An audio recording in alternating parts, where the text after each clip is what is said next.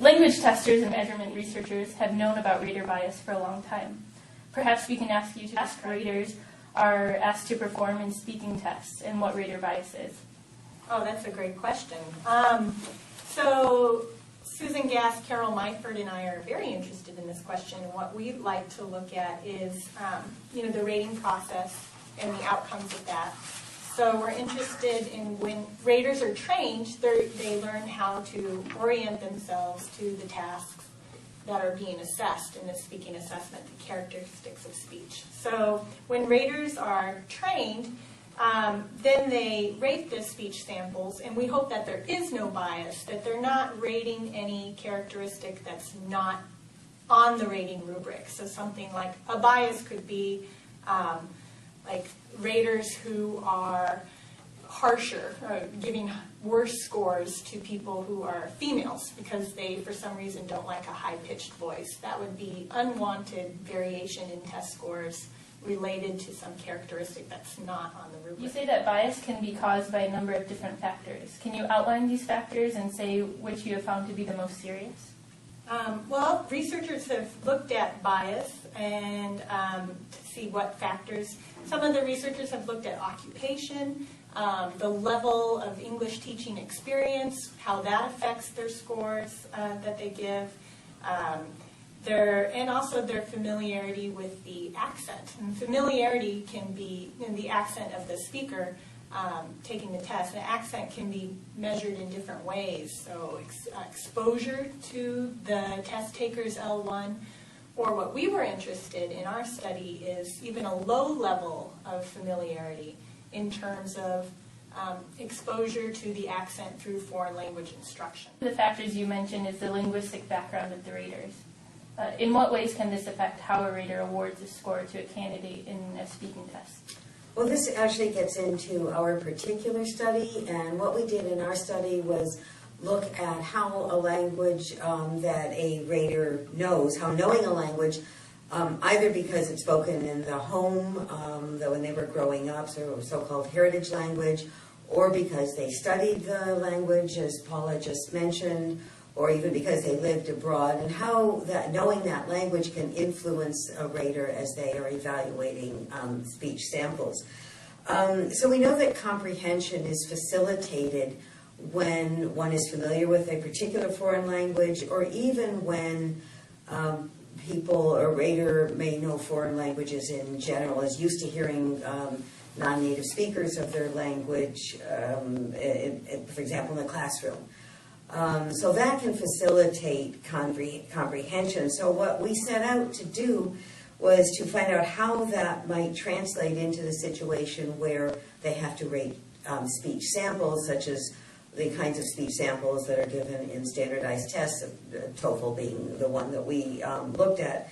And what we found was that there was such a bias when we matched them up with the native language of the test taker and the particular experience that the rater had in a particular language. We matched that up.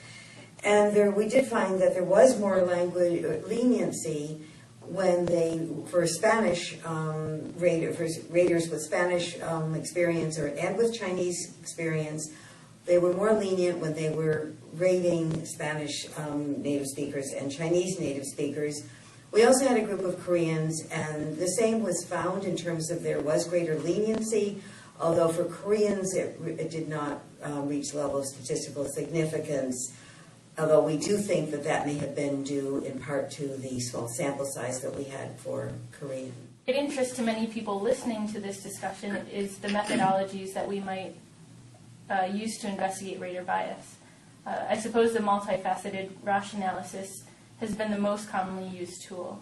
Can you talk a little bit about the methodologies we have at our disposal and how they are used, and perhaps give one or two examples?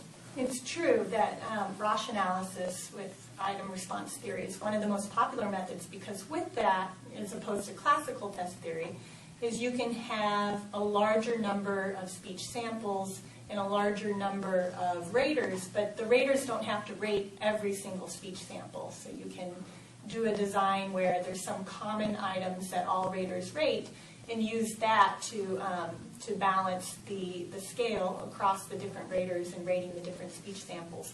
So a lot of the studies that have appeared in language testing have looked at rater bias in terms of Roche measurement. But there are other ways too, and we're starting to see more studies that are looking at qualitative data as well. So Susan Gass and I have done a second study with this data where we invited the raters to come in and be interviewed and through a stimulated recall protocol where they watched themselves rating, and we asked them what they were thinking at that time. And sometimes they do discuss their rater bias in relation to accent familiarity. We have a paper coming out that uses that methodology in TESOL Quarterly in 2013. And it was interesting also to follow up on that with some of the comments that they made. Oh, that reminded me of my grandfather or something like that. So these would be heritage language speakers. So when they hear this speech, it does conjure up images for them that, and it was through that particular methodology that you could find that out. You wouldn't know that if you were just looking at the raw data. The primary goal of this research is to understand rater bias so that we can either eradicate it or control it in some way. How do we use the findings from rater bias studies to make performance testing more fair? Well, some of it is just knowledge, finding out more about raters, what languages they have studied, how well they might know them, what might be heritage language, who might be a heritage language speaker. So I think knowledge is important, and then bring that into rater training programs and discuss it as part of what's not to be included in the rubric. So it's really just gaining more information about the raters and then openly discussing it and determining to what extent heavy accents, for example, should or should not be included in the decisions that we make. I don't know if you have anything else to add. And I think one of the theoretical questions is how can we tease apart for raters the problem of disassociating problems in pronunciation with problems in identifying and deciphering characteristics that come from an accent. So those are very hard to distinguish, but it's something that needs to be discussed in rater training programs because accent isn't supposed to be part of the rating rubric. But sometimes it is when people have a hard time understanding because of the accent.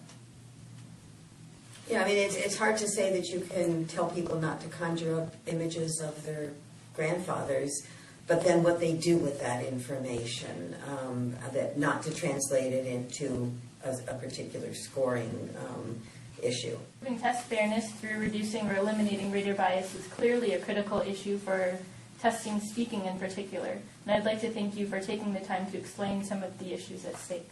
Well, thanks for giving us this opportunity. We enjoyed talking to you.